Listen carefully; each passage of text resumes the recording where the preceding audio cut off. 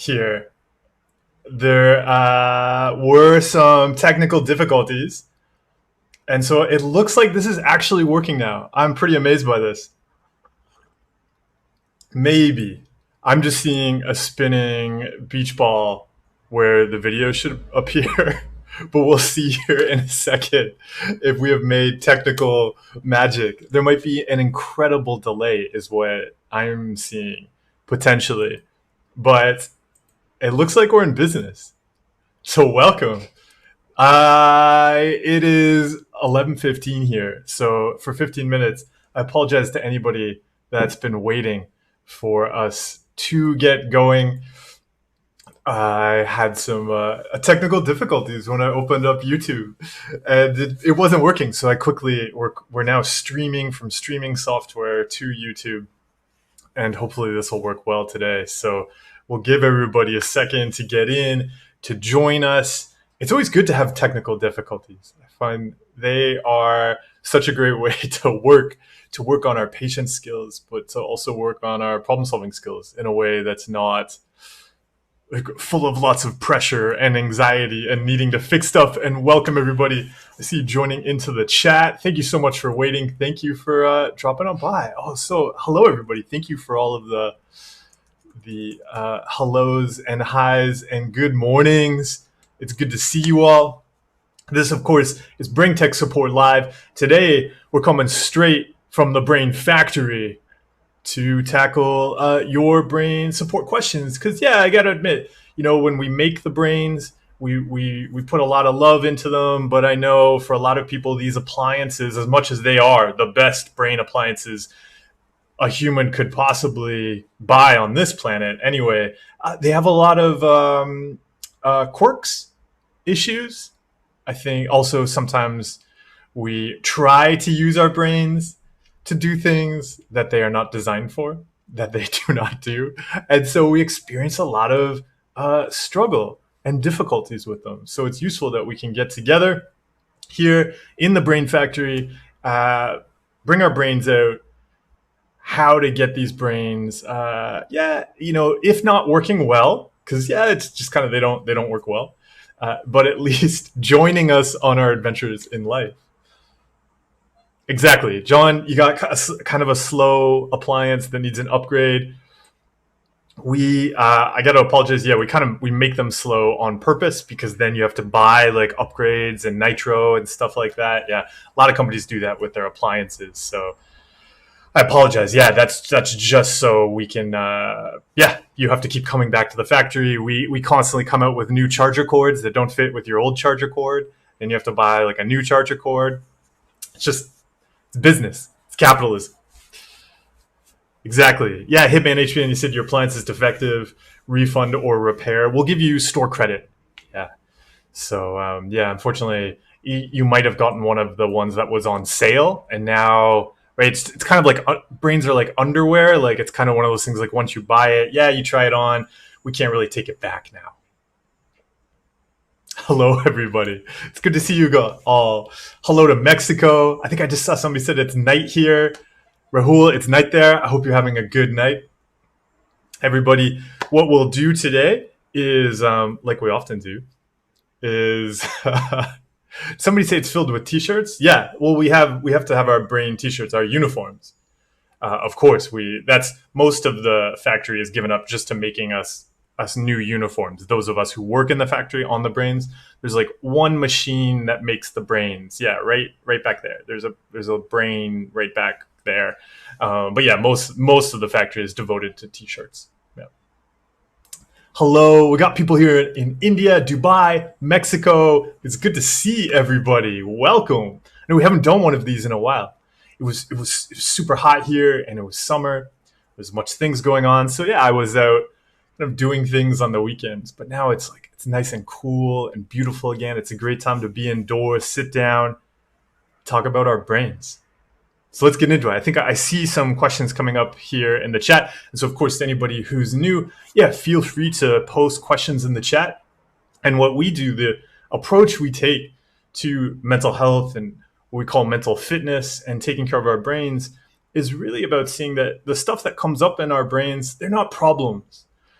We don't have to see ourselves as having problems. We build skills, just like we do with physical fitness. So it's about pushing into difficult challenges. It's about purposely pursuing things that are going to make us sweat. And it's about learning how to do those practices consistently to build up skills rather than trying to get rid of sweat. Because we're like, oh, I don't like sweat. How do I get rid of it? Well, the way to get rid of it is to sweat a lot more and to like it. Absolutely. Malika, you said, I have a rational and irrational brain pulling each other often. So I found what really helped me was not seeing it as a rational and irrational brain, but actually lumping all of the brain stuff together and keeping the focus on values. So actually using values outside of my head. So rather than getting into this constant debate with my brain, it was about recognizing that the debate is the problem. Whether I declare it as rational or irrational, that's going to just create all sorts of challenges for me. Instead, my focus is on actions that I value. So it doesn't matter because I may have really rational reasons to do compulsions. And that's why this was so important for me. It wasn't just sometimes, I always had rational reasons to do compulsions. I saw compulsions as very rational. I didn't see myself as struggling with OCD or mental illness or anything at the time. When I first went to get help, did not see the compulsions as a problem because I had reasons for all of them. So I always emphasize to people that it's useful to look at healthy actions separate from rational and irrational. Because, yeah, some of the healthy actions we do might seem irrational. Right? Like fitness, think about physical fitness. Somebody who gets up in the morning and goes for a 5K run at like 6 o'clock in the morning. Is that rational? Is that reasonable? I would say it's probably not. But doing healthy things and building skills will often seem irrational and unreasonable. Johan, you're going to take our entire stocks of brains? If you want them, I mean, they don't work well.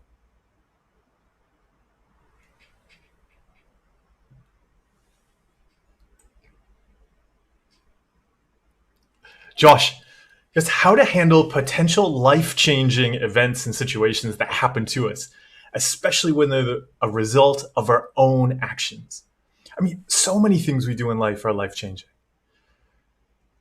One of the things to look at is how and this is like a really fundamental thing. So everybody, even if this question didn't seem related to you, this is really relevant because so often what we're really struggling with when it comes to our mental health is just how we're assigning importance to things.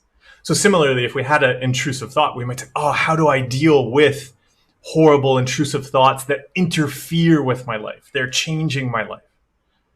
Or we talk about like, how do I deal with a horrible feeling of anxiety when it prevents me from doing the things I want to do? The part of the challenge there is that we're assigning this really big importance to things. We're saying, ooh, this feeling is so important, I cannot go and live my life until I get rid of it. Or this thought, it's so horrible, I cannot do other things because they'll be tainted by this horrible thought. And the issue there is not the thought or the feeling, or as you mentioned, the real event. The issue is the importance we attach on it. This happens too when people, for example, say somebody's got a job interview coming up. And so they just put tons and tons of importance and energy into this job interview that's happening. But what if they didn't attach all that importance to it? What if it was just a thing they were doing? Like going to buy a donut today. Because you could just as equally say, well, like, the donut I buy today is going to change my life. It's going to become part of me. So I have to be very, very certain about this decision I make. And maybe you see that the donut you had last week was the wrong decision. And so now, because it's in the past and you can't change it, it feels so big and horrible. But that's not actually a result of the real thing we did. That's a result of how we're judging it. So for these things that you see as really important, what if they weren't judged as being so important? And what if you could just say, okay, like whatever that thing that happened, I did that thing. But given the context in which I find myself right now, how do I do something I value? Because that's always the question we're going to have for ourselves. Because, yeah, we'll do things, we'll make choices in our life, but also there are so many things that can happen around us that can affect our lives. And we can't get stuck saying, oh, this thing that has happened that is out of my control, oh no, now life is completely changed by it. Or this thing that happened that I chose to do, oh no, now my life is changed by it and I'm stuck. No, yeah, we do things, we make choices. We don't have to see them as so important. In this moment, we get to make more choices. So let's do that.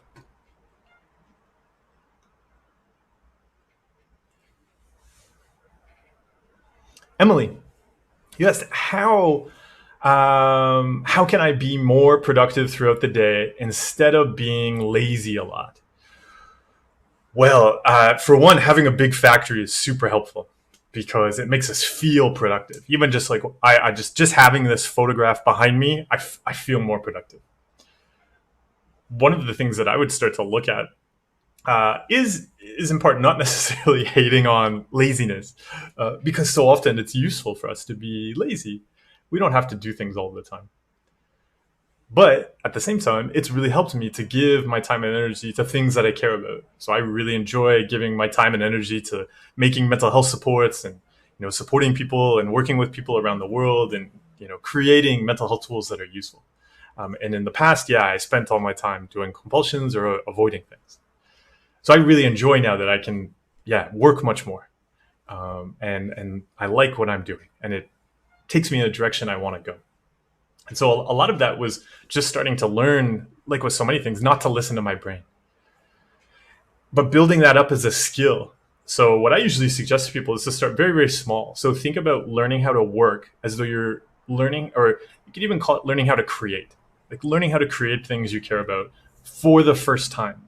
So that first week, approach it like somebody who's going to the gym for the first time.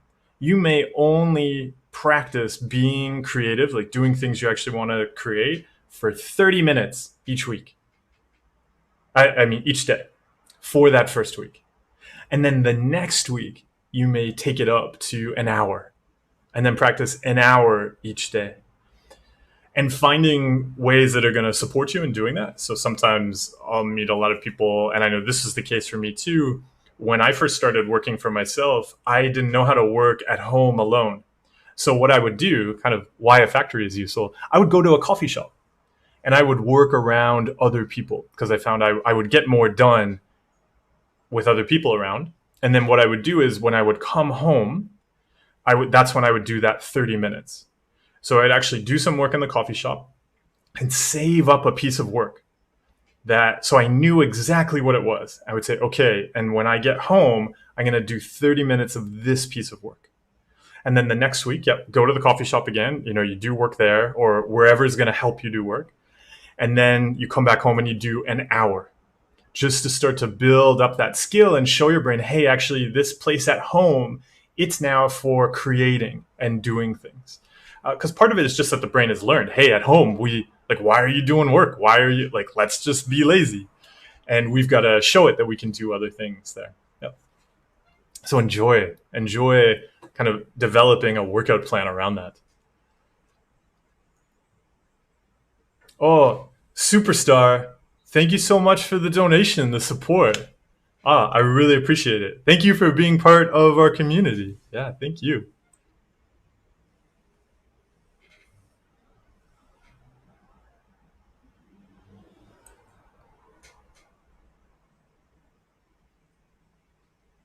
Malika, you said, I always get a thought about this will cause bloating or that will cause water retention. I want to find a way to at least stop the thoughts about this topic.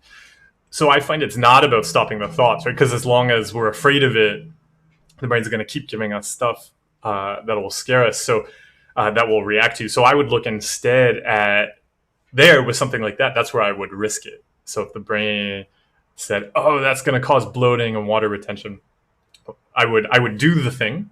But then also I would recognize that the thought is not actually about that.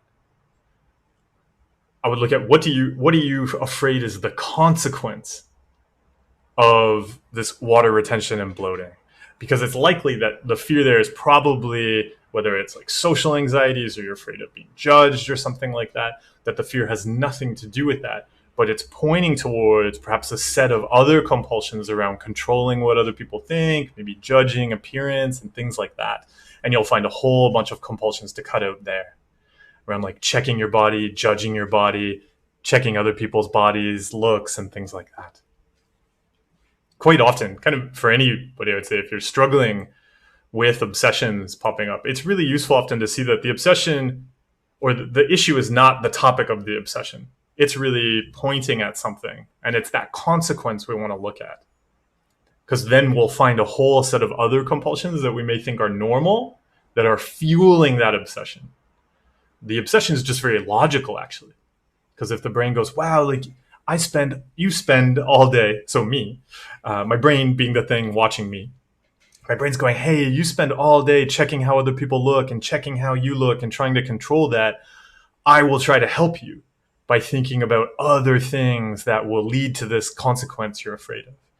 The brain is just trying to be helpful. So we've got to cut out those other compulsions we're doing.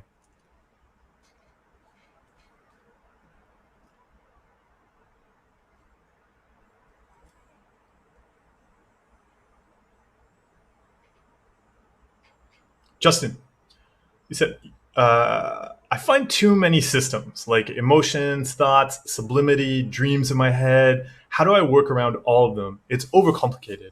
So it could be really useful to just take a step away from that and simplify it. See that the trying to fix the systems becomes the new compulsion. It's so complicated. It's uncertain. What do I do? How do I fix it? And instead, I would start. So if somebody was struggling with something like this, I would really just shift the focus to what's something you want to create and build in your life that's really simple. And then we start to create and build that. And we just look at how do I do that well? And inevitably, in looking at how to do that well, there's going to be a whole bunch of systems and junk that we just don't need. They have nothing to do with that thing we care about. So we don't bring them along with us. But I would just shift the focus to that simple thing and grow from there, rather than, I've got all these systems I've got to fix before doing the things I want to do.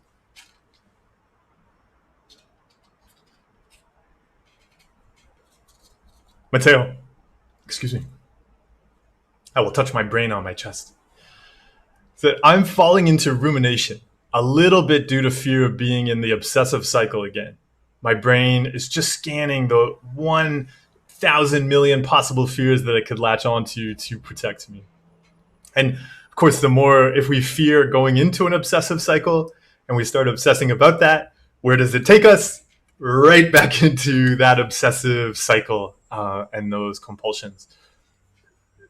It really helped me. Let's bring over the problem-solving monster. So you're really getting at, too, how we see, even when we've cut out a whole bunch of compulsions and we're doing well, the problem-solving monster is looking for a problem to solve.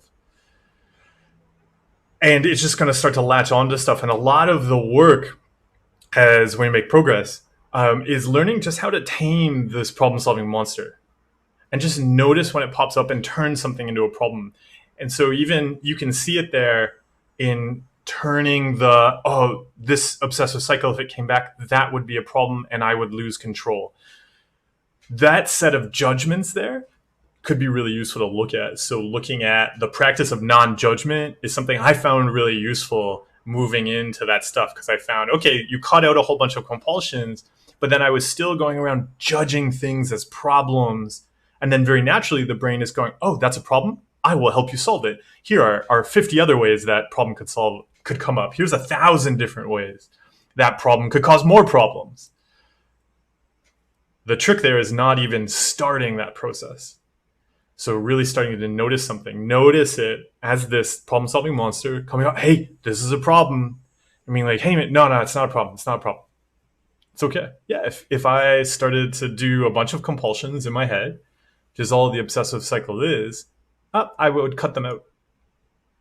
And giving yourself that trust. Well, showing the problem-solving monster. And it really is like, for me, it really felt like I would see something or notice something and my brain goes, it just pops up. It's just like, boom. Is that a problem? and it's just about starting to teach it. Nope, nope, it's not. It's not a problem. It's okay. And for a while, you're going to notice that monster because it really wants to help. It really wants to find a problem. Marlos, you said you often say that if people ask, "What if this will happen?" Like, "What if I get in a car crash?" You said you will one up them and say, "Yes, you will get in a car crash, and the car will explode into a bus full of baby pandas." Is usually what I say. Yes. Yep. And then to continue, you said, "But if this really happens, so said person will get in a car crash and it explodes. Do you feel responsible for the thing that happened, or do you think it is a coincidence? Like, do I control like a magical thinking thing? Like, do I control the universe?" It would be amazing if I did have that power. So if that did happen, that would be really exciting. I mean, absolutely, totally unfortunate for the people in that car. Very unfortunate for the baby pandas. I mean, because they're still, pandas aren't. We've got to have more pandas. They're still. I don't think they're critically endangered anymore, but there's not enough pandas. So yeah, very unfortunate for the person and the pandas. But wow, I can control the universe. That would be amazing. And I would very quickly start to do a lot of other stuff, and absolutely would never make up for the fact that I crashed that person's car into a bus full of baby pandas. I would always feel that pain. But wow, magical powers would be so cool. Unfortunately, that isn't real. Unfortunately. Otherwise, well, watch this. Like, I want somebody to bring a dozen very good donuts to my door before the end of the stream. Let's see if it happens. And like good donuts. But of course, because I control the universe, right, you'd think that'd be vague, but I'm thinking about what the good donuts are right now. So the right donuts will appear if I have that power.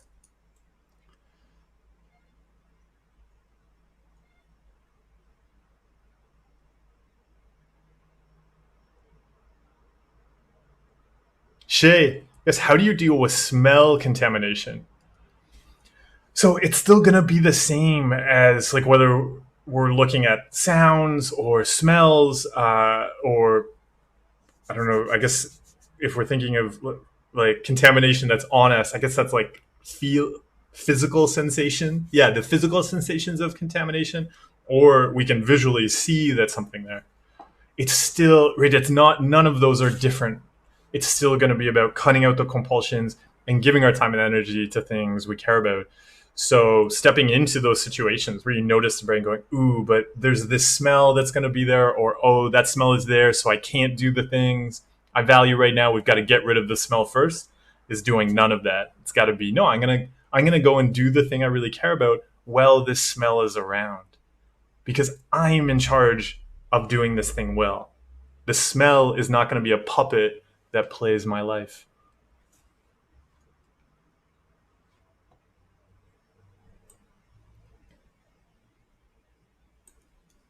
Pico Hosuli.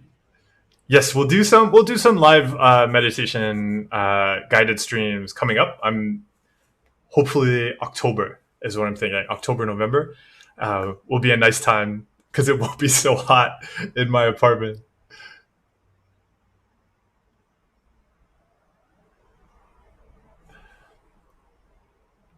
Yeah, I think it'll be fun to do them on Twitch, and we'll do. I've been wanting to do this for a while, and we'll do like a video game theme, like leveling up, and then we'll do like different levels of meditation and stuff like that. Johan, yes. What about the insecurities that arise from the past? Basically, the thought that questions your progress and mental health, the fear of slipping back into the past state. This is what I would suggest to everybody here too: is to watch the stream that's on YouTube on my channel on the locus of control, because that's what's happening when these uncertainties come up about us slipping back with our mental health. It helps so much to see that mental health is 100% only the actions I choose to do in this moment. So there is no special progress I can lose. when we worry about that, what we're doing is giving away all of our power and seeing our mental health as some kind of abstract thing that we don't control and it just happens to us. It's really useful to shift that power back to you. Like I don't think about, and it's useful to even ditch, especially anybody if you're tracking progress in recovery and you see it as like, oh, there was a thought that came back today. Does that mean I'm slipping in progress or something? That the presence or absence of thoughts and feelings has nothing to do with your progress. And there isn't some big progress you're tracking. There's just this moment and what I choose to give my time and energy to in this moment. And when we recognize that, then we have so much power to make choices. And we recognize that's the only choice we'll ever have. I'm going to have a moment and I'm going to have experiences.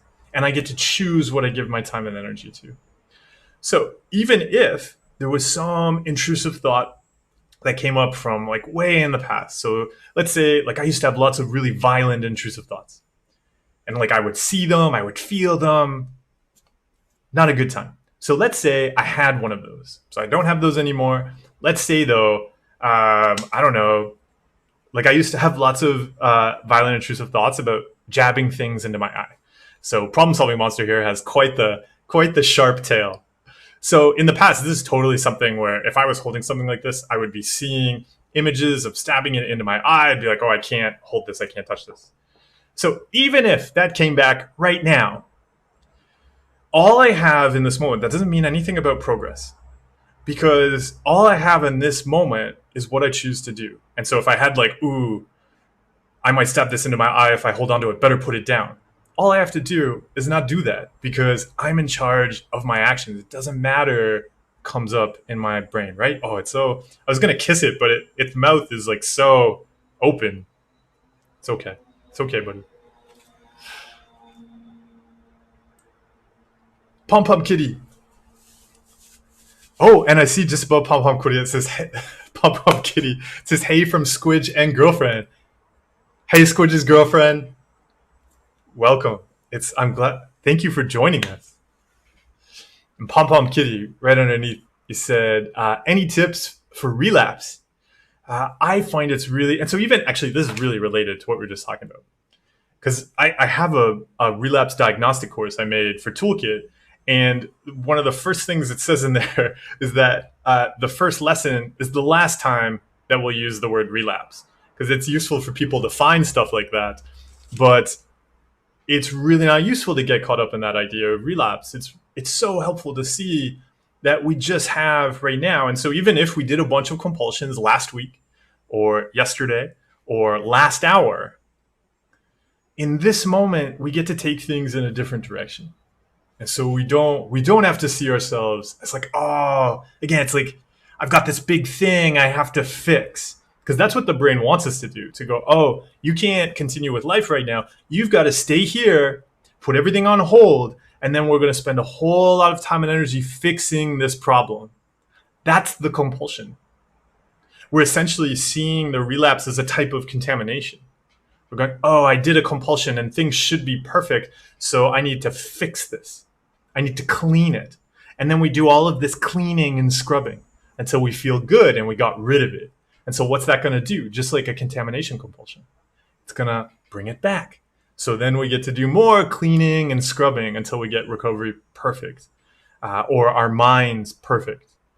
And it can be really useful to see it as like looking at a lot of our compulsions through the lens of contamination and really considering, am I judging something as contamination I need to clean? Because then it's just going to keep the compulsive cycle going. We don't have to do that. We can just shift our focus to doing the things we want to do. I want to say, Nadim, thank you so much for the donation. Yeah, I really appreciate that. Thank you for supporting the community. Thank you for being part of our Brain Tech Support Live today. I appreciate it.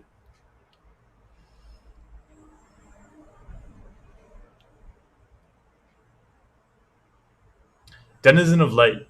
So you may have to explain a bit more here. I'm not sure. We'll see if I understood this. So you said, what is the best way to deal with the fear response that we've created when performing actions in our daily lives. For example, creating a folder on my desktop triggers an intrusive thought. I mean, I would, if I want to make a folder and it's useful to me, then I would make it. And if a thought comes up, then also I'm not going to judge it. Right? That's an opportunity not to judge it as an intrusive thought. It's a thought. I made a folder on my computer and there were some thoughts or there was a noise or there was something like that. And that's, not, we don't have to do anything with any of that. That's stuff that can happen. It doesn't have to mean anything. And so what I would look at there is, are you attaching meanings to these things and thinking they shouldn't be there? Right? So like the contamination thing again, right? Like, ooh, when I make a folder, there shouldn't be these thoughts. That's a belief that could be useful to change and even want them. Want to make tons of folders. Want to get worse intrusive thoughts while making folders.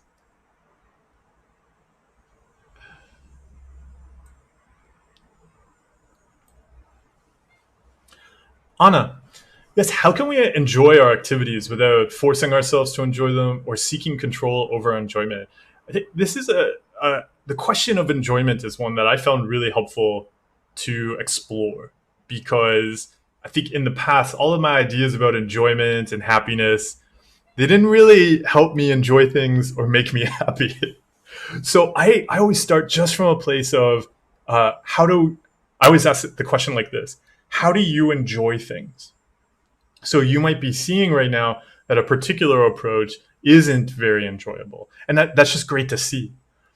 And so being able to say, well, maybe actually that isn't how I enjoy things. What can I change here? What can I do differently? And just at first, just exploring that with curiosity. From a perspective of being open that my old way of enjoying things wasn't actually enjoyable, and that there could be a different way to interact with experiences. And a place to start is just that question, like, how do you enjoy things? And considering that we can enjoy anything. So even one I found really helpful, and also that I like to share, is even just exploring, how do you enjoy a shower? Right? So starting to see that enjoyment, it doesn't have to be about the thing. It doesn't have to be an enjoyable thing. Starting to look at everyday activities and saying, how do I make this experience enjoyable? Because it's probably going to mean not doing a bunch of things. Right? So if I want to make a shower enjoyable, or I want to make cleaning the floor enjoyable, it doesn't mean I have to do something. How can I just enjoy this experience of living? What compulsions am I going to cut out because they're not helping me enjoy the experience of living? Mm-hmm.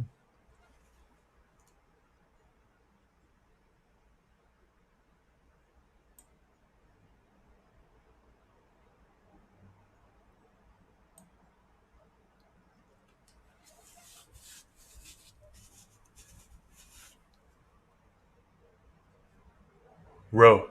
So my OCD has been so severe now. I've gone to the emergency room and I'm going into a ward soon. My body is breaking down as it has been too many years being pushed to the limits of stress and OCD. I hope, Ro, you find useful skills and support there in the ward you're entering soon. Sandon, Earth, said, is a suicidal feeling also brain stuff? What should I do? Yeah, I mean, it's really common to have thoughts and feelings about, right? Because whether we're having thoughts and feelings about violent things happening to other people or ourselves, it's really common. If you're working with a skilled professional, and that can be a great way to learn skills to interact differently with those experiences. Yeah.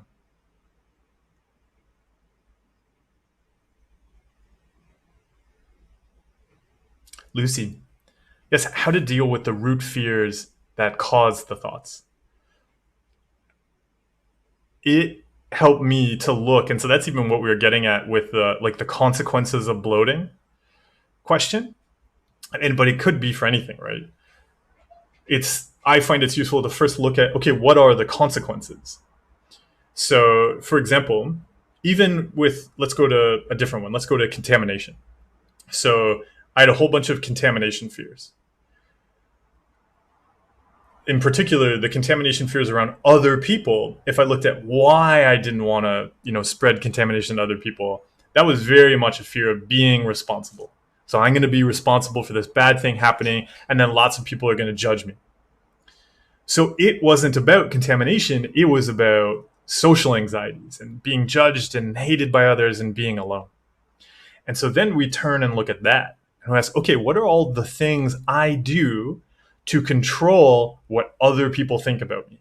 And suddenly we see a whole ton of things. I was doing so many things to try to control what other people think about me or to check on what they think about me. Those are the actions to change. So it really helped to see that the core fears are things the brain logically learned from the compulsions, usually what I call the normal compulsions that we're doing all day. So if I spend all day, right, like think about like right from the moment I get up, I'm like, oh yeah, I've got to do that. I've got to send out this piece of work because that person's going to judge me if I don't. And then when I'm getting ready, in the shower, like we're talking about with the bloating, if I'm just checking my body and, I've got to fix that. That doesn't look good. Oh, people will think this about me when they see that. All of that kind of stuff. And when I'm getting ready, I'm like, I've got to fix this and I've got to change this because that doesn't look good. How are people going to judge me for what I wear? And then I'm on, the bus to work and I'm like, is that person looking at me? Is that person looking at me? And I'm judging other people, right? If I'm doing stuff like that all day, all my brain is learning is that we should really control what other people think about us. So then it starts to look for other ways that we could cause people to judge us. And of course, it's going to go to something like, if you killed a whole bunch of people, they're really going to judge you for that. It's just a very logical extension of my actions throughout the day. So the way to start to tackle that is to tackle those actions. And see that I actually have so many opportunities throughout the day to show my brain that I don't need to control what other people think about me. And it's actually going to be so freeing to change all of that stuff.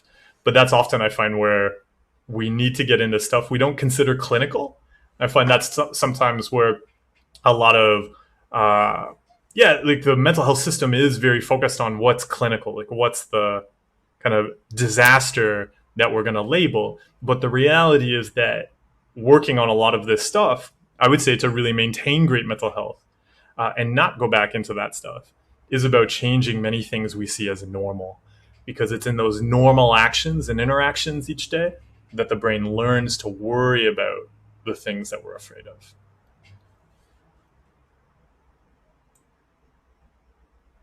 Philosopher 91, hi, said, I'm reading your book right now and your videos helped me overcome much of my OCD and anxiety. Thanks for putting your ideas and experiences out into the world. Oh, thank you so much. I appreciate it. I'm glad you found these tools helpful. I hope they continue to be helpful on your adventures. Thank you.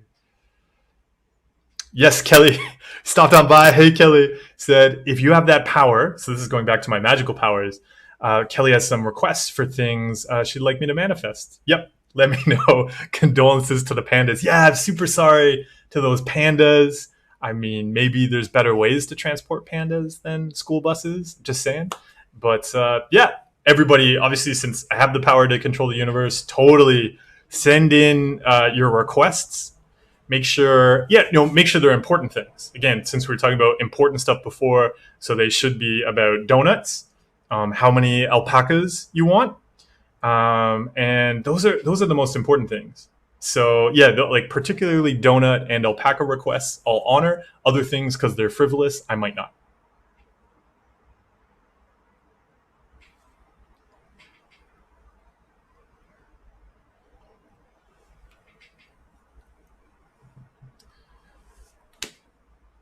Etiquette said, I've been on a server for a while and I've found out that positive thoughts or even Mark's book aren't going to do it. It's all actions in the end. Yes, there's no magical thing. And so often we're looking for that, right? Because we, again, with the idea of control, we shift control outside of us.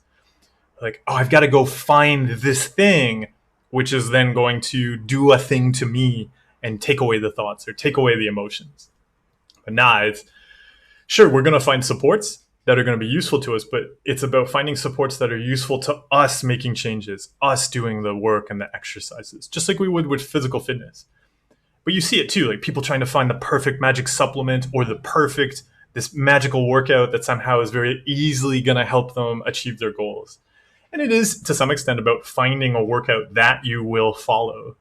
But you could really pick so many different workouts, and it's just going to come down to us doing the work, pushing into the difficult experiences, making changes, and making changes around a lot of things we would have seen as normal in the past. Right? Building great physical fitness is not normal or reasonable. It involves all sorts of unreasonable, abnormal actions. And the same with mental fitness too. Freddie, what's your opinion on EMDR therapy for real event OCD dissociation? And so actually, this is a great, segue. This is related to what we were just talking about.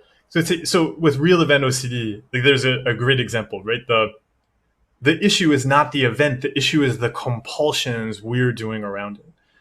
So yeah, there's so many different types of therapy. If you find a type of therapy that's going to help you cut out those compulsions you're doing around real events, that's great. Same with disassociation. It's just a set of compulsions we do around physical experiences. So if it's going to help you cut out those compulsions and give that time and energy to other things, then I say it's great. But I wouldn't look at it as this special thing that's going to take away a feeling or take away a practice that you're doing. Because you could do the type of therapy, you could do the magic supplement, you could do whatever. But if you keep doing the compulsions around the event, that's still going to bother the hell out of you. We've got to change that practice.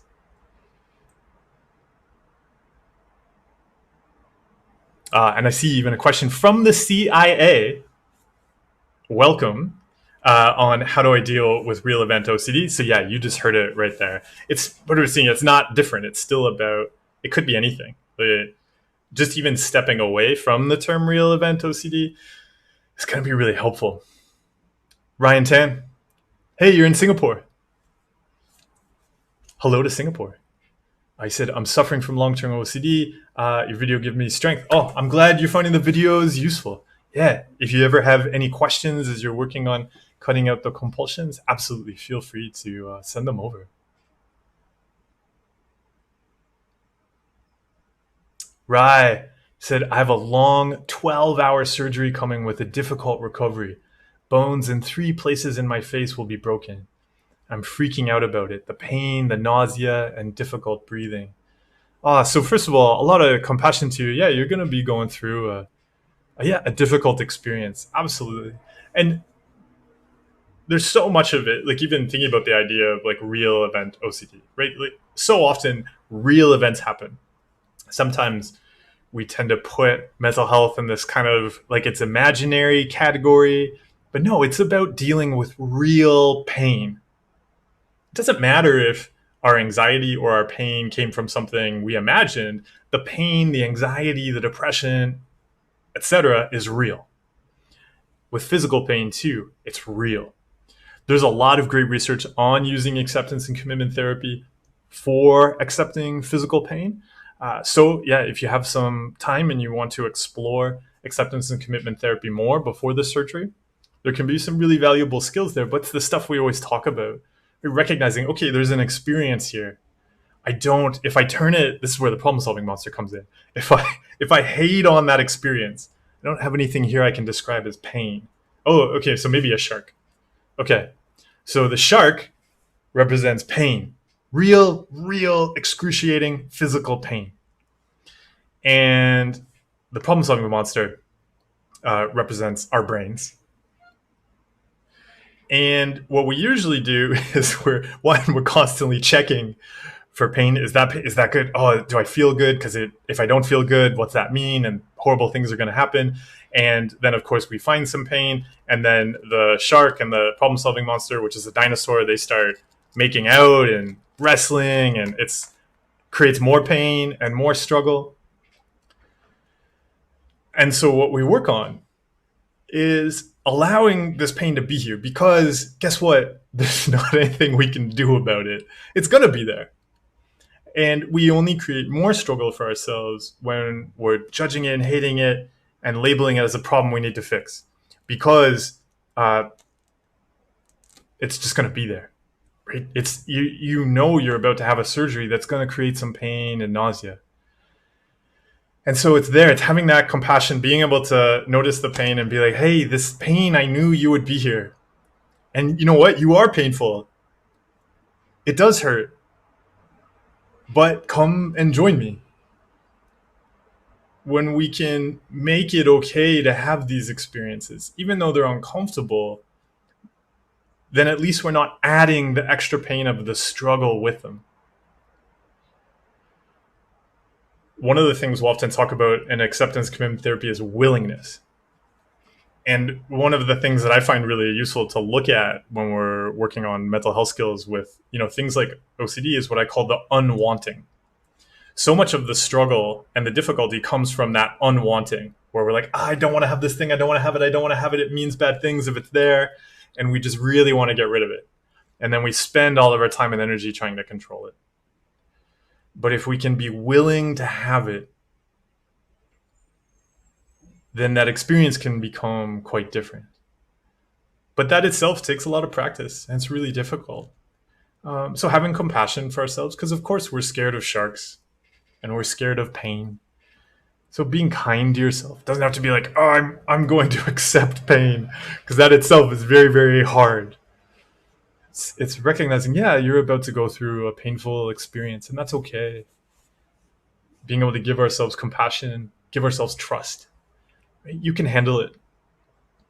Yeah, you can let it be there. You can be curious about it, and you can handle it. Mm-hmm.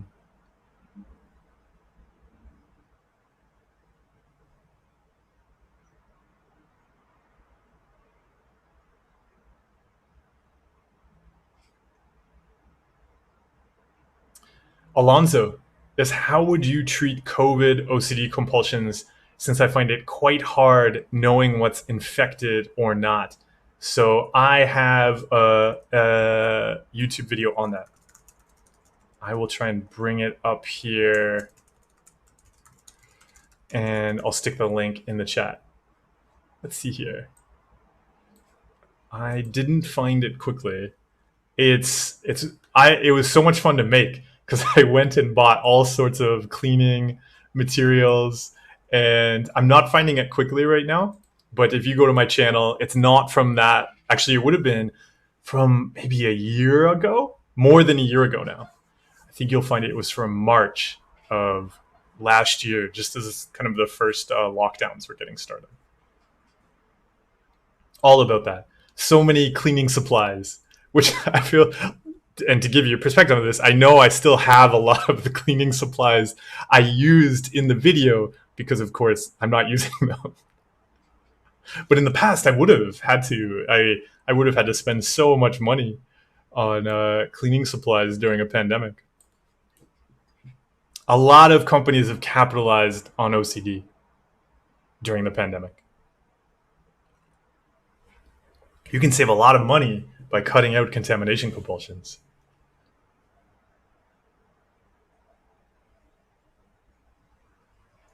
Neon Purple said, a doctor saved my life from COVID, and I felt extremely thankful. I felt like I have more reasons to live. Now my brain is telling me this is not my life. It's doctor given. The pattern's becoming obvious. Yeah, this is also why we often talk about stealing happiness.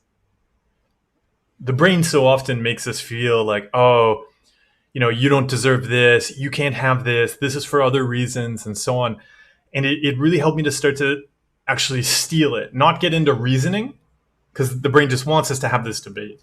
So it really helped me to say, okay, fine, this isn't mine, and I'm going to take more of it. Go and enjoy more of life.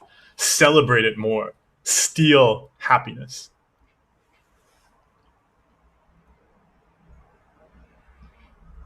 Marianne is, how do I deal with being scared of developing psychosis or schizophrenia, or being scared that my imagination would make me believe it so it becomes real?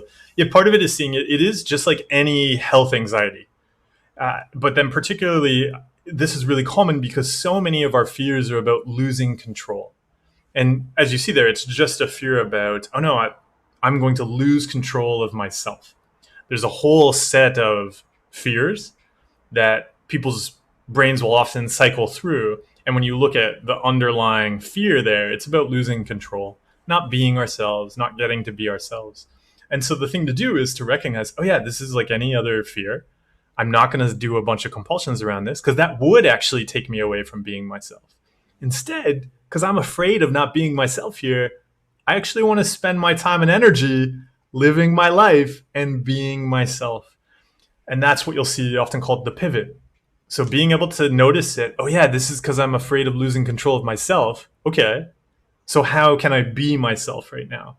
And I'm going to go and do that and not do the compulsions. Because yeah, the compulsions fuel it precisely because they validate it. When we do compulsions around a fear of losing control of ourselves, we prove it right because we have just lost control of ourselves. A random fear popped up, and then I put my life on hold to go and chase the random fear. But that's the very thing that I'm afraid of. So it's a huge help not to do that. It's totally natural that the brain worries about it even more when we spend our time doing compulsions, because the brain sees us. It's like, why are you spending your life on this random brain stuff? Oh no, we have lost control. And then it worries about it more and more and more.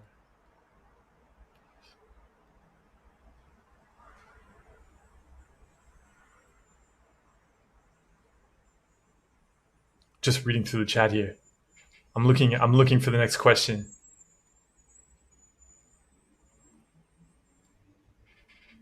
Yes, Pico Hosuli. This is a great example. He said, here's the thing I realized.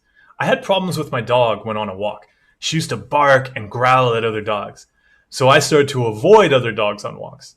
When I got some tips from a trainer and knew what to do in those situations, I started to wish we would see other dogs on our walks so I could practice. I'm trying to get the same attitude with my OCD, to wish for challenges and not avoid them. Exactly. It's so useful to see. Training our brains is extremely, very much like training a dog. And so Kelly has been creating videos for Toolkit that you can find on the Toolkit YouTube channel, exactly about mental health metaphors or mental health explained with animals. And a lot of it has to do with dogs. Because yeah, it's the perfect example. What you just described is exactly how the brain works. And you can see it too, because if you start not taking your dog around other dogs, is that going to make it better at being around dogs or worse? Right? It's going to make it even worse because it doesn't see dogs. It also notices that you avoid other dogs. So they must be bad. They must be dangerous. That's the exact same thing the brain does. When we start to avoid the things that make us anxious, when we avoid things, for example, people, when they're afraid of psychosis, will often avoid a lot of situations. They'll avoid, listening to the news, reading the news. They might avoid lots of foods that they're afraid will, create psychosis, or avoid vaccines, the works. And that is only going to make things worse. Because you're telling the brain, whoa, these things are scary. We could lose control if we had these things. So then the brain's like, oh, wow, yeah, we've really got to worry about this. And then it just worries about it even more and more. So train your puppy to go and do scary things. Ryan, yes, how do I deal with tinnitus OCD? I have tinnitus since I was young, but recently I keep noticing it. How do I tell myself it is normal? Well, this is a very relevant question. So Stephen Hayes has talked a bunch about tinnitus, his own experience with tinnitus. This is where we get back to the physical pain issue. Yeah, because the tinnitus is real. It's there. Can you control it? No. If you're going to start hating on it and judging it, you're going to create a whole lot more problems. And so it's a great example. You have a ton of opportunity now to practice. So it's about, making space for an experience. I actually have quite bad tinnitus today because for several weeks I'd actually lost hearing in one of my ears. There was something to do with a tube on the inside. We had a bunch of really, really hot days and the pressure changed, and somehow it was like my ear didn't pop or adjust to the pressure because of something inside. And so actually now I can hear again out of my ear because there was maybe 2 days ago, there was a loud pop in my ear and the thing opened again. And I can hear now, but yeah, there's a lot of tinnitus still there. And but it's much less than before. But I can't do anything about it. Just like when I lost hearing, there wasn't. I just had to be like, all right, like we don't hear out of this ear anymore. I imagine over the past couple of weeks, if people were on calls with me, they might have seen I only had one headphone in, but maybe they thought I was just being cool because it looked cool. It was like, no, the other ears for my earpiece to hear from my like team or something like that.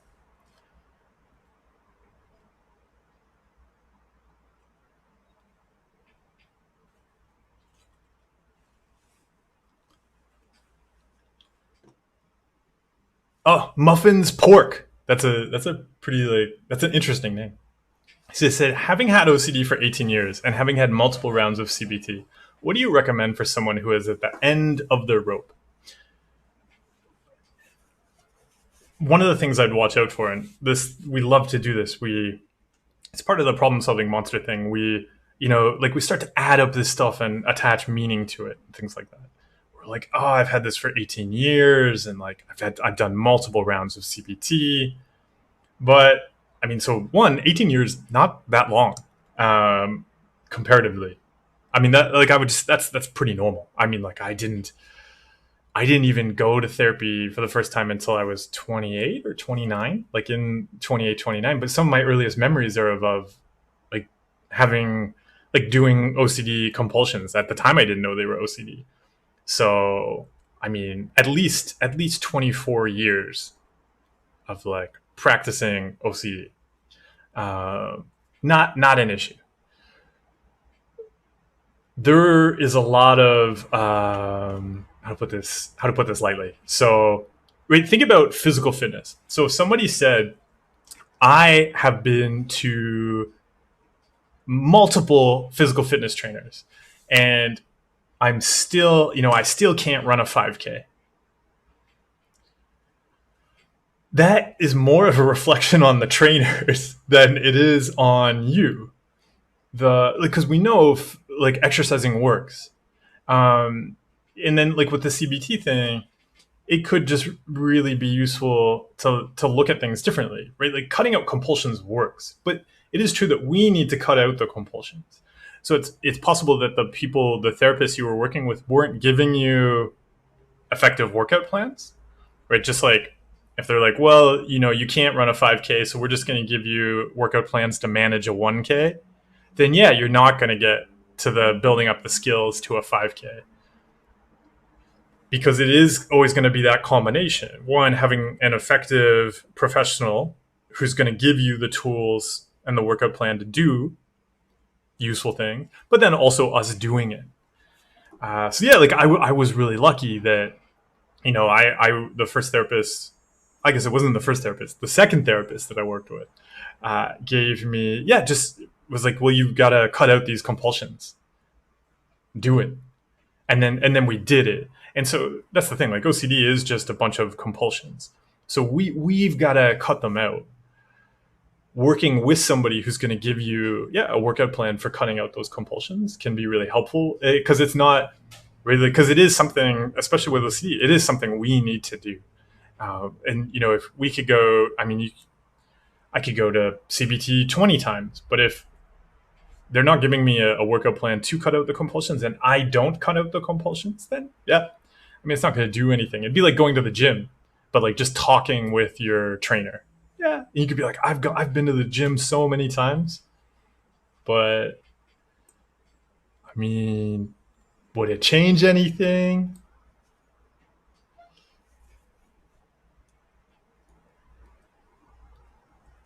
Oh, Lucy, thank you. I appreciate it.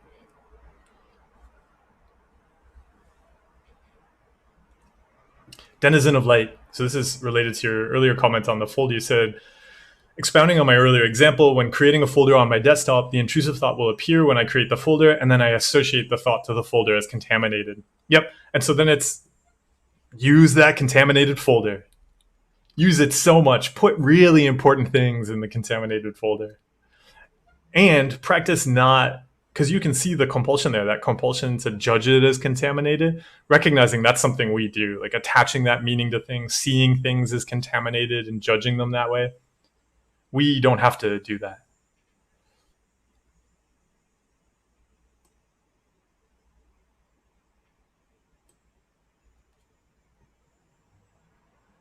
Marlos said, I feel like society is very fast paced. Everything needs to be done fast and developments are going fast. What I liked about lockdown is everything's slowed down. Things are opening up again, and I'm afraid to go back to the fast paced way of living. How do we protect our own pace of life? Yeah, I mean, part of it will be if there's a particular pace of life you want to protect, setting boundaries around that. It is up to us to articulate those boundaries and practice putting them in place. I find it really helped me to learn how to be very flexible, to learn how to move quickly when I didn't think I could move quickly, and learn how to slow down when I didn't think I could slow down.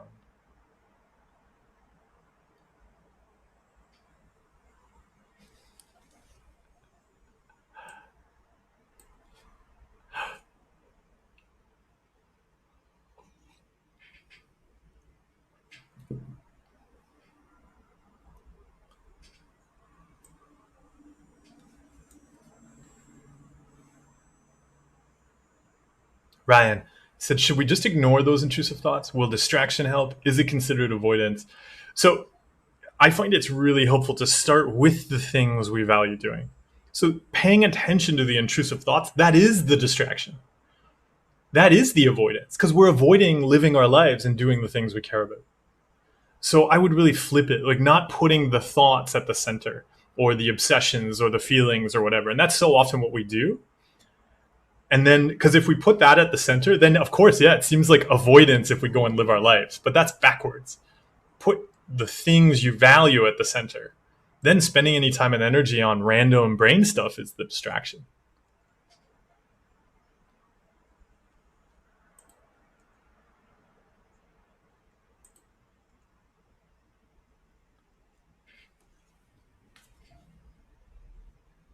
Anonymous individual.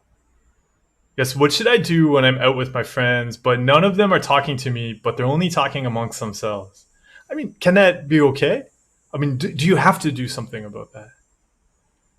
If there's something we want to share with people, we can share that. But if people are talking with other people, like we don't have to put some kind of special meaning on that or something like that.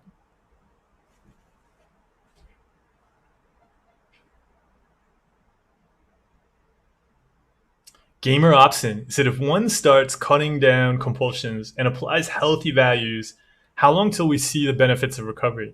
You've seen the benefits of recovery the moment you cut out the compulsions and gave your time and energy to something you actually care about.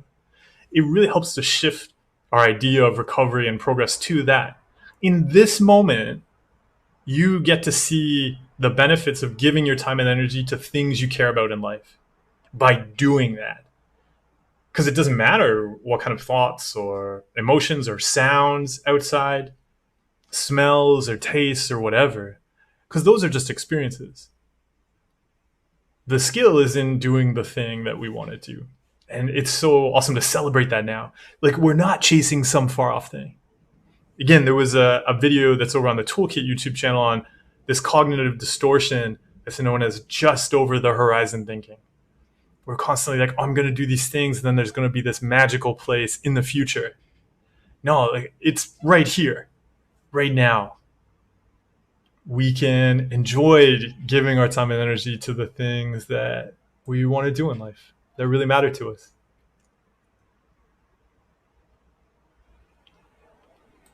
Joshua, thank you. I'm glad you find these tools useful.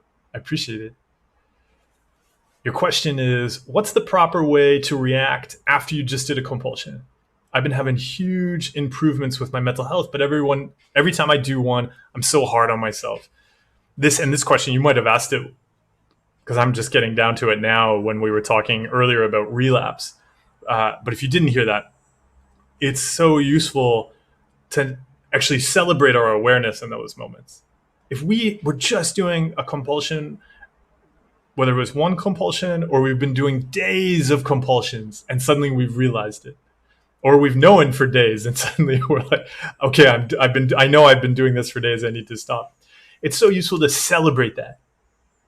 I have the awareness to see that I was giving time and energy and giving my life to something I don't care about. Now I want to change that. And so also I don't want to give my time and energy to hating on myself. we often turn ourselves into the problem to fix. And as we're getting better, if we're still hooked on that problem solving approach, oh, I need to fix problems and that's good.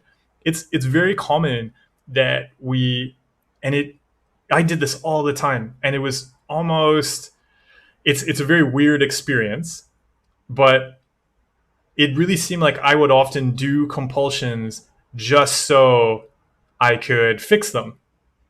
I'd be like, oh, I have a new problem, I need to fix it, and then feel good about fixing them. And it really seemed there was this self-sabotaging tendency that I seemed to not do consciously, but the more I started to notice it, I was like, oh, you know what? I think I'm doing this on purpose so that I hate on myself, so that I cut it out and feel good, but then I do it again so I can have that good feeling again. So it became this cycle. So starting to notice it, not do the hating on ourselves, and just be like, okay, I was doing a thing. And so part of what really helped me was making compulsions okay. And it sounds super weird and contradictory and paradoxical, but an incredible support with recovery and finally sticking with it was to make compulsions okay. They are just another action I don't do. I could do a million actions right now. And doing that compulsion is just one. I don't do it. I could do it. I'd love to do it. I'd be awesome at it. But I'm going to do this other thing instead. And even if I was doing it, just seeing, okay, I don't have to see it as this big bad compulsion. And it is always useful to recognize that on our mental health and fitness journeys, we're going to take different approaches at different times. So at first, it might really help to go, whoa, compulsions are bad. Let's never do compulsions. That's wrong. But as we progress, it's going to be useful to shift our relationship to compulsions and actually go, yeah, compulsions, totally fine. I just don't do them. I mean, but those are just actions that people do. It's not something I do, but you can do them. I could do them too. I just don't. And having that lightness with it, I find it so useful. But yeah, so there'll be that shift. And maybe now is a good time to explore that shift.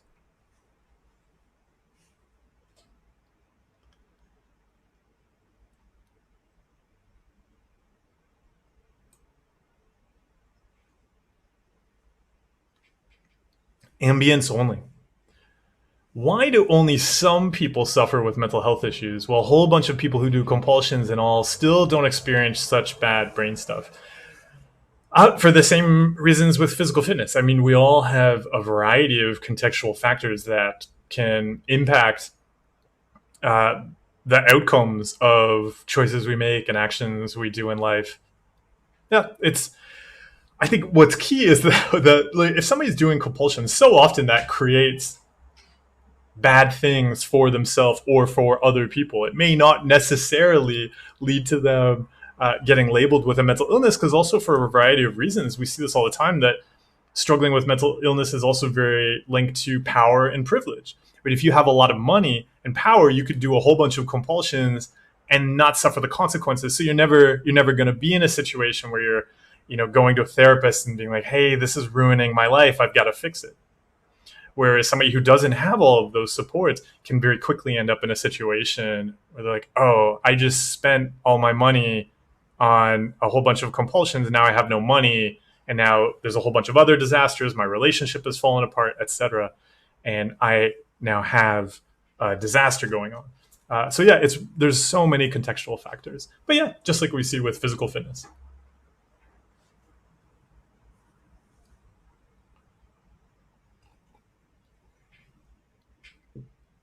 Yeah, and so even I see here the question of what causes OCD. Yeah, and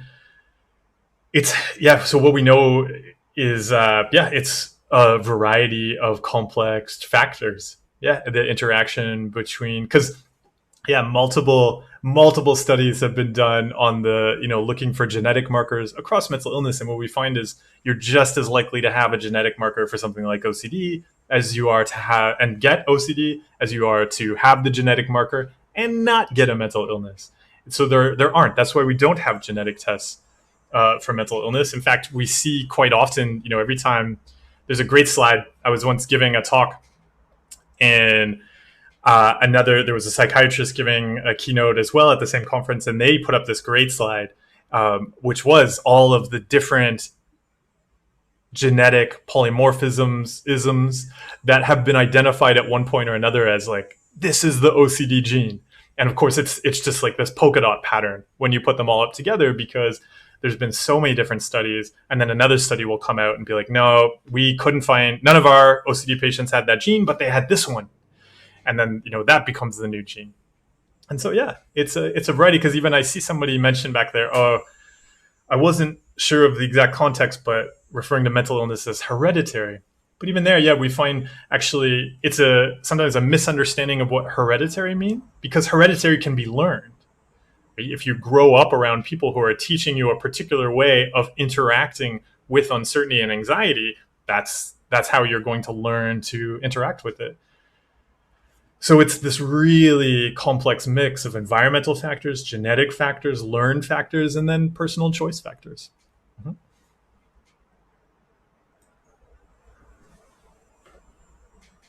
Yeah, Shay, you said you can barely touch a dog, but you challenge yourself to touch them. Enjoy petting all of the dogs.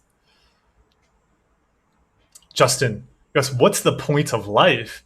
I don't know if I'm real or not, or if I don't know what's the meaning of life, or should I even live or not. Yeah, this is all just the like existential compulsions going on there. It can really help to see like chasing those uncertainties. It's just like any other uncertainty the brain throws up. It's not going to be useful to chase. Mm-hmm. Baker Reed, he said, a lot of my obsessions and then compulsions are a direct response to a negative event. Example, watching for bubbles in the washing machine after forgetting to put soap in while washing very dirty clothes. Oh, maybe. And so do you have a question about that? I don't see. Maybe you asked another question down below.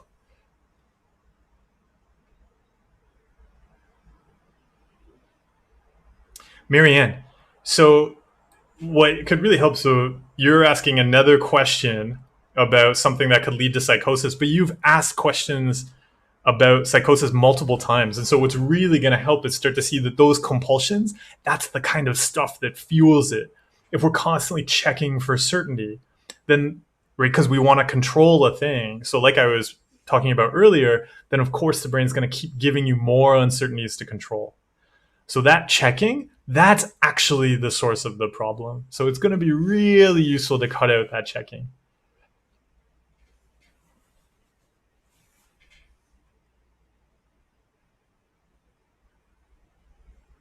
Shay, so you said this is actually something that was getting discussed over on the Mental Fitness Discord server earlier this morning. You just said, my problem is none of the therapists they assign to me will really work with me when it comes to doing ERP.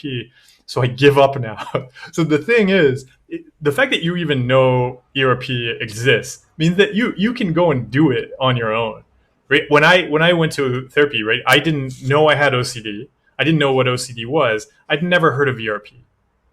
I had what's called no insight. Like I was completely oblivious to anything I was doing. Like I had never Googled mental illness symptoms because everything I was doing, I believed was rational and reasonable.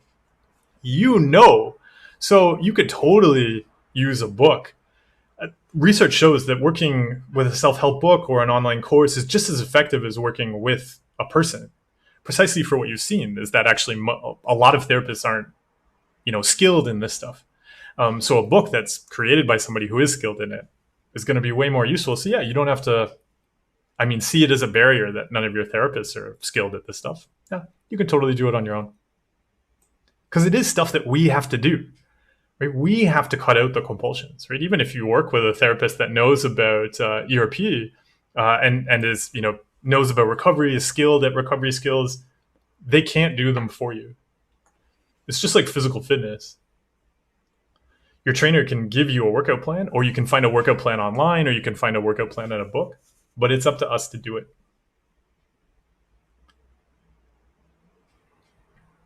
Yo, Graham said, my girlfriend and I were displaced during the hurricane. Both her and I were doing quite well with choosing values, but we're thrown off the boat with relocating and not having our routines.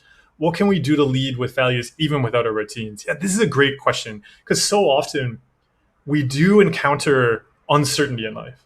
And mental health skills are really about stepping into that situation where your routines just get blown up, literally, as has just happened here. So, Evan, part of it is that compassion, noticing, because we'll want to like get very attached to the routine and say, "Oh, the routine is gone, therefore we can't do the things we want to do." And it's taking that step back and saying, "No, what do we do in this context?"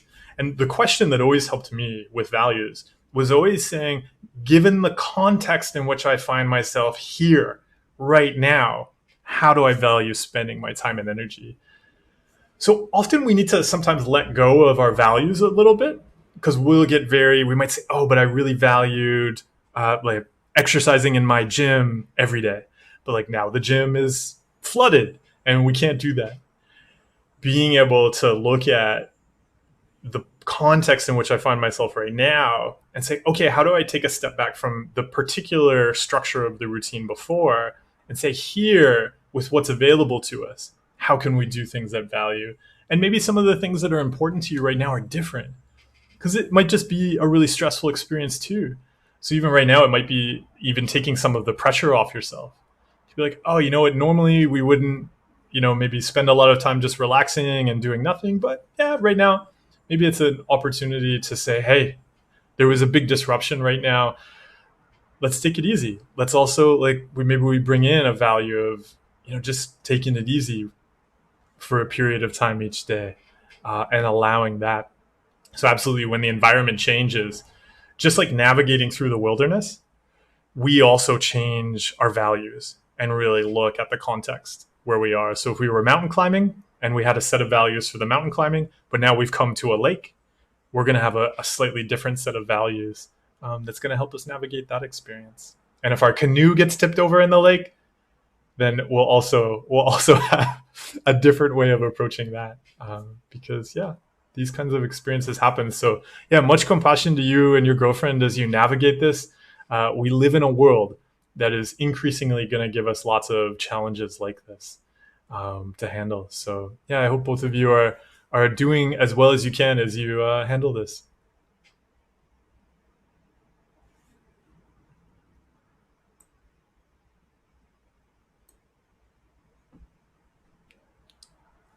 And speaking of values changing, Andreas, I see you asked, what's my favorite donut? Yeah, you know what? It changes. There are absolutely some factors I look for in a donut, but my favorite donut shops are those that, maybe have new donuts and I can go in and look at them and be like, oh, you know what? That donut right there, that has all of the factors I'm going to enjoy in an enjoyable donut.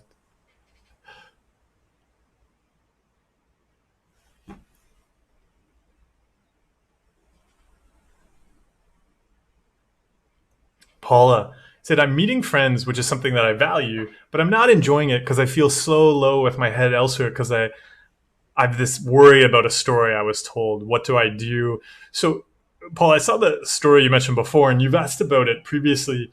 Is just trying to see, like, you're doing a lot of compulsions around that story, and it could be really helpful. Like, even going back to that question that we brought up earlier of how do I enjoy things?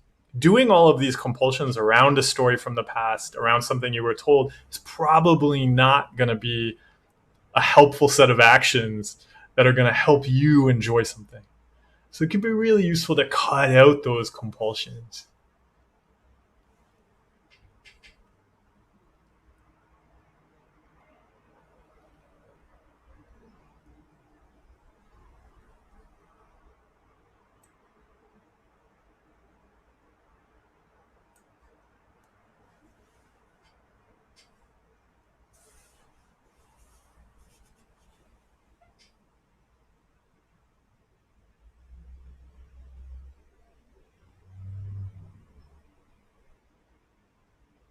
Justin, so you asked, was I suicidal?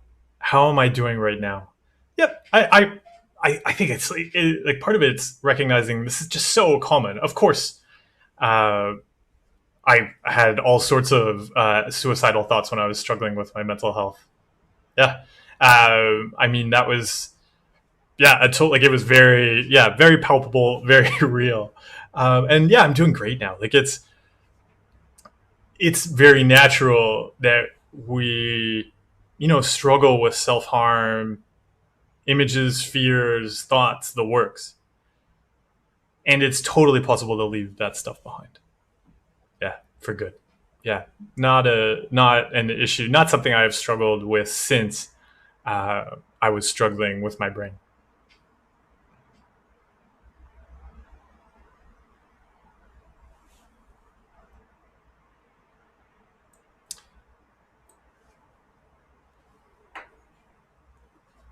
Madman with a blue box. Your question is, have you ever dealt with groinal responses? I've been trying to cut out all my compulsions, but this is the one that still gives me pause and causes a lot of distress and anxiety. What do I do? So if you're looking at compulsions, one of the things that I would really suggest there is you start to look at the checking, like even that you started with, have you ever dealt with groinal responses? Checking a groinal response is a checking compulsion. We do for reassurance, but you can see how you're even doing reassurance checking online too. Take a really broad look at checking for reassurance. Because if you're doing lots of checking all day and kind of teaching your brain, hey, checking for reassurance is good, this is a thing we need to do, then it's just logical your brain's automatically going to do it in other areas.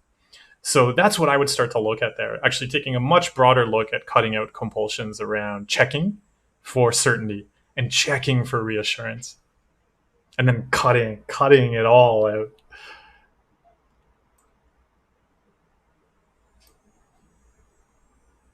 Virgil Sparta, exactly. Yeah. So saying that basically if you can't do things you value, yeah, find new ones. So saying if I can't go to the gym today, let's do it at home, or I can't visit my friends, maybe let's do this other thing today and focus on that. Yeah. There's a lot of the skill is with letting go. We get very attached to things, even when it's healthy things. We're like, no, I need to have this thing.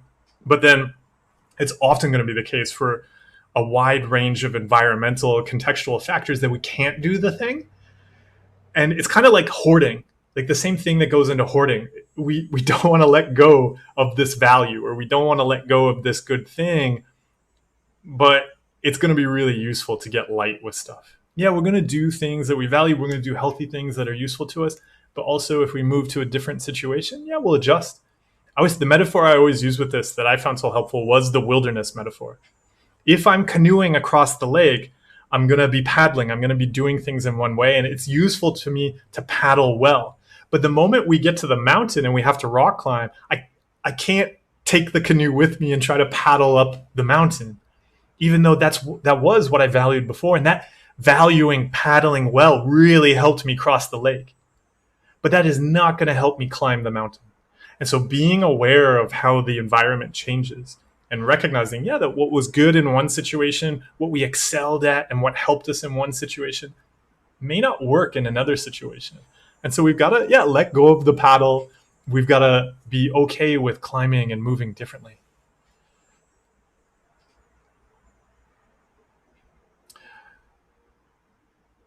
Jason, you asked, have you heard of, I don't know any of those people you mentioned. No. Do they make donuts? Taj said, do I like Indian food? Of course. It'd be great to visit India again. Right, last time I was in India, we did a bunch of workshops, and I traveled a bunch of places in India to do workshops, did a meditation retreat. Really looking forward to coming back, but yeah, right now, of course, it's quite difficult to do that.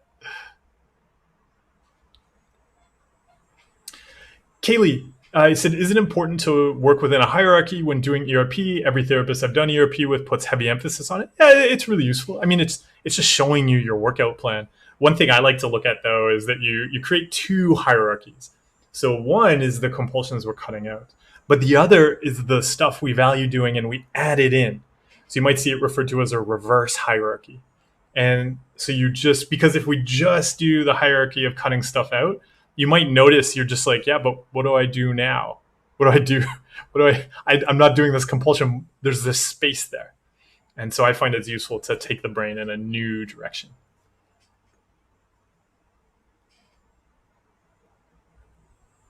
Jason said, I think at the end of the day, I just want to leave OCD and anxiety behind for the rest of my life. Honestly, it's all I want. So what I would say is that you can leave OCD behind for the rest of your life. Anxiety, though, it's just a natural human experience. It'd be like somebody saying, I just want to leave pain behind for the rest of my life. Well, you're gonna have pain. And it can really help to see anxiety is just kind of like an emotional type of pain. So if you want to avoid pain the rest of your life, then it's probably going to actually cause you a lot of challenges.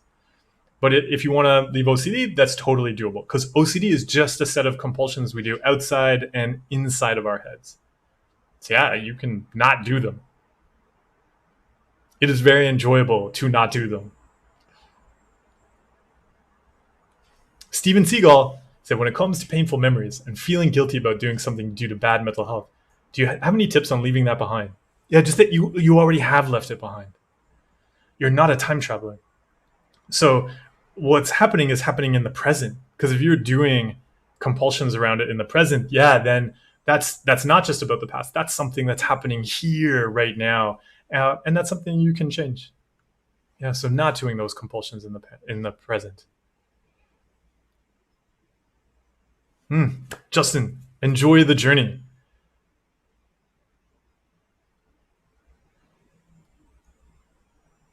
Gary, so yes, any parents in here? I feel like I only developed OCD and anxiety when my kids were born.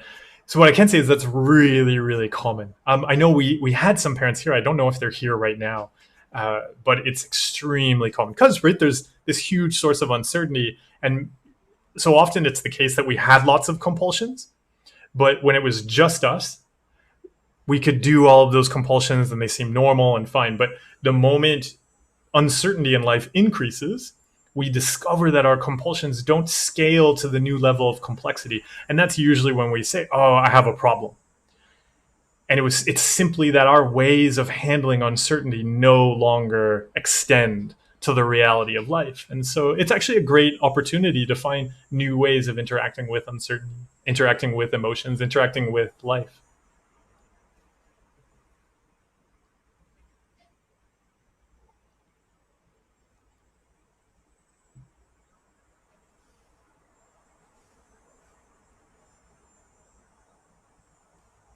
Fairy. So what should I do when I feel numb and I don't care anymore about doing the work to get better?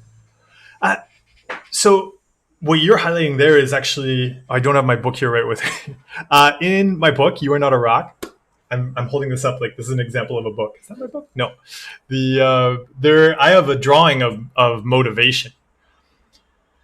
And so I highlight motivation as something that's really not useful because of this idea that a feeling should kind of fuel us or motivate us to do stuff that's useful to us. Because what happens if that's what we've been relying on is that when that feeling's not there, then we don't do stuff. So there might be a lot of other situations or things to look at where maybe you are putting feelings as like this good thing you should have in order to do the work or just to do awesome things in life or anything in life. And I find it's useful to break that it really helped me to have values as a fuel for action in life. Because it doesn't matter what feeling I'm having today. If I'm having a good feeling or a bad feeling, those things that are useful to me, they're still useful to me. Taking care of myself is like taking care of a garden. The garden doesn't care if we feel like watering it today. If I want the garden to thrive, I've got to consistently do things to care for the garden. Right. Thank you. Thank you for wanting to give me so many donuts. I appreciate it.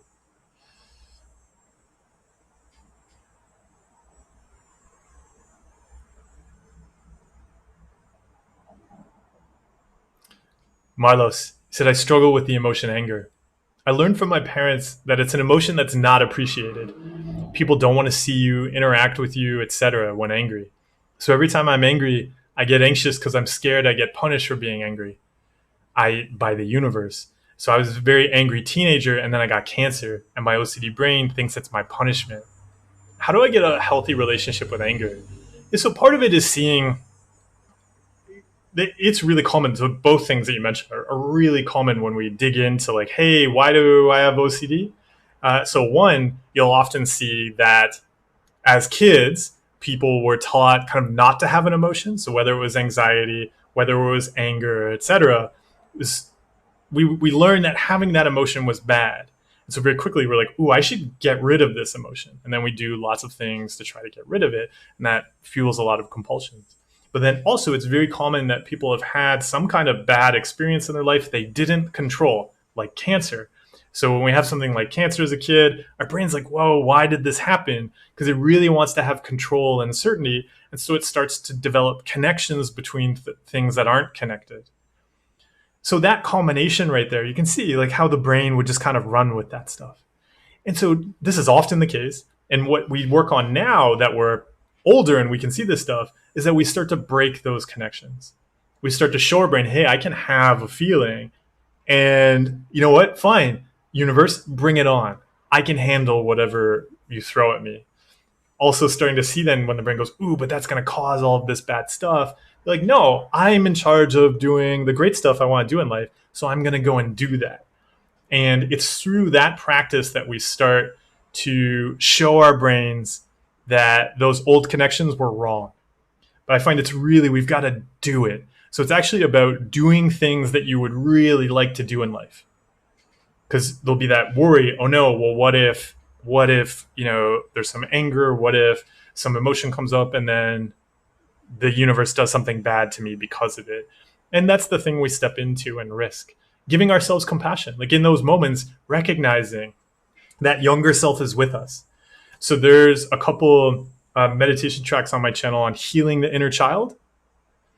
Those can be really useful to explore because it's in that moment recognizing that younger self who learned like anger is bad and you get punished for it is there with us. And we want to reach out to them and say, hey, no, I'm going to show you how to step out into the world and live and do things. We can step into this and you don't have to hold on to that old framework for life. And then we take our younger selves and show him some great new tricks. So enjoy that. Enjoy teaching your younger self a new way of interacting with life and emotions in life.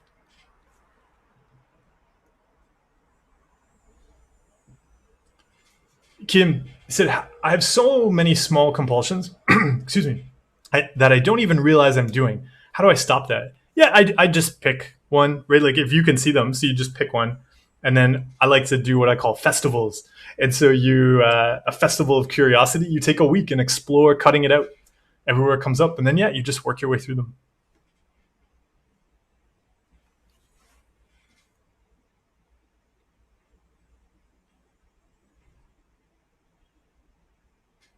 Taj says, speaking on hierarchies, what is the course to take when you end up exposed constantly to something higher on your list? My obsessions involve a person from my past, and now I have to be around them. Yeah, so this is actually one of the things, again, like being light with tools, really useful. Like don't get hung up on a hierarchy. So if you're constantly around somebody or something, you just bump it up. Or bump it down, depending on how you're working through it. Like you do it now. You cut out the compulsions now. There's so many scenarios where a person has to cut out a compulsion to start with that they would see as their like most difficult. Like the easy one to think of is somebody struggling with an addiction. You're going to start with cutting out the compulsion you see as the most challenging. You can do it. Don't get stuck on a hierarchy. I see a lot of people getting stuck on their hierarchy and being, ooh, this one's difficult and it's too difficult and I can't do it yet. And the hierarchy can quickly become a barrier. You've got to move through it consistently. And if something, like you're saying, like you're just around something a whole lot. Yeah. I mean, just move it. It's the compulsion you're going to cut out this week. Have fun with it.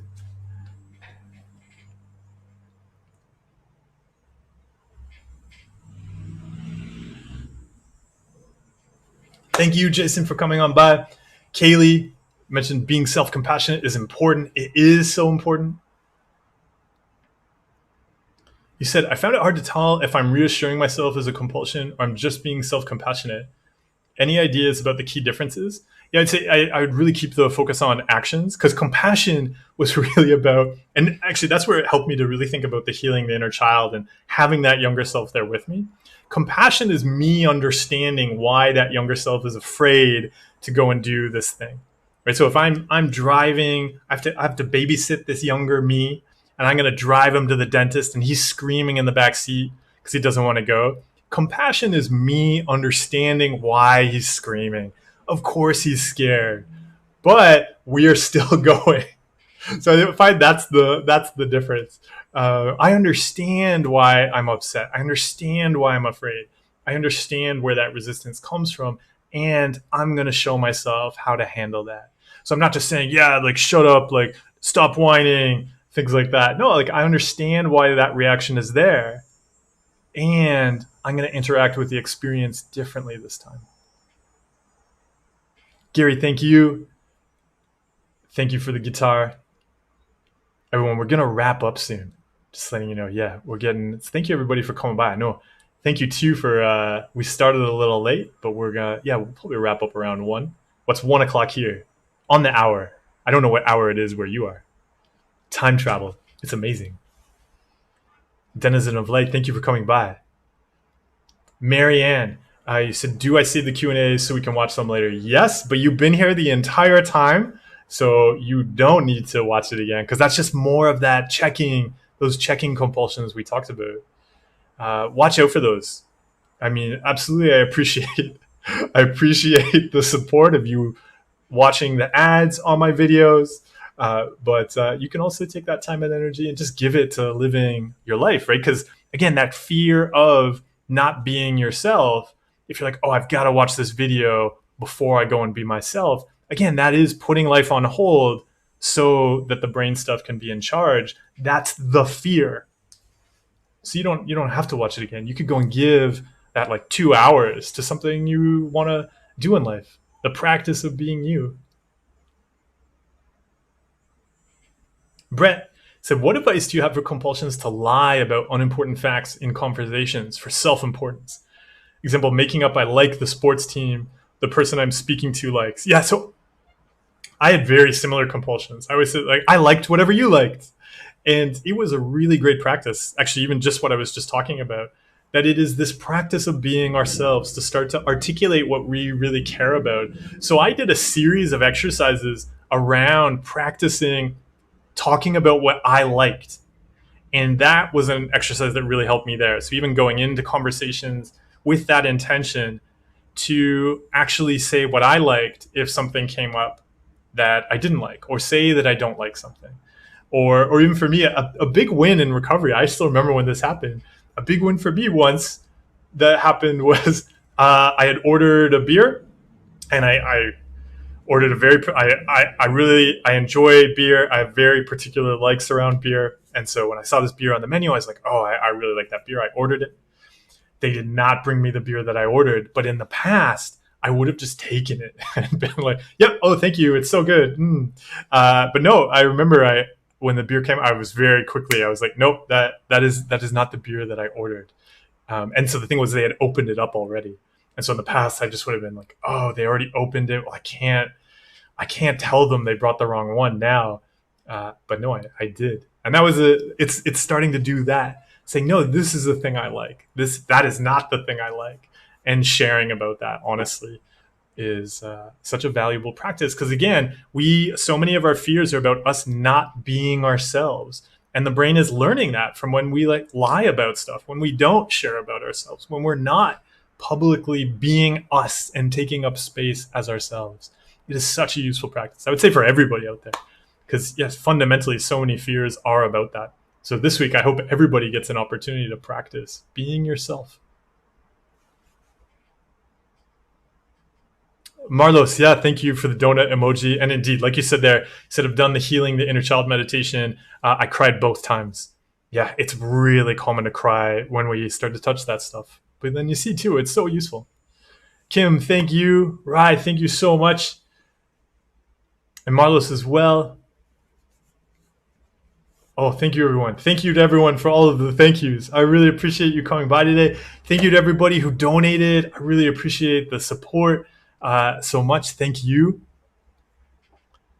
Joseph, this is going to be the last question. You said, how are you? I'm good. Thank you.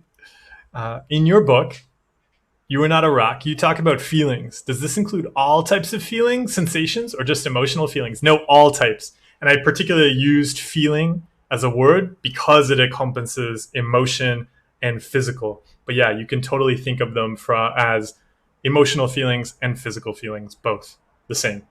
They are things we feel. Yeah, and so interacting with them, anything I talk about in there about feelings was very purposely meant to be for physical and emotional experiences. Yes. And with that, let's wrap it up. I hope everybody has lots of physical and emotional and mental experiences this week. You get to have those experiences and practice being yourself. And out there, really enjoy being yourself out there. That practice of sharing yourself and articulating yourself, setting boundaries that are useful to you, and not putting random brain stuff in charge of you. You don't have to put life on hold to go and chase around stuff in your head.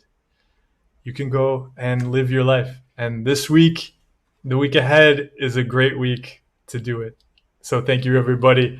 I will see you soon. Thank you again, everybody, so much for dropping by. All right.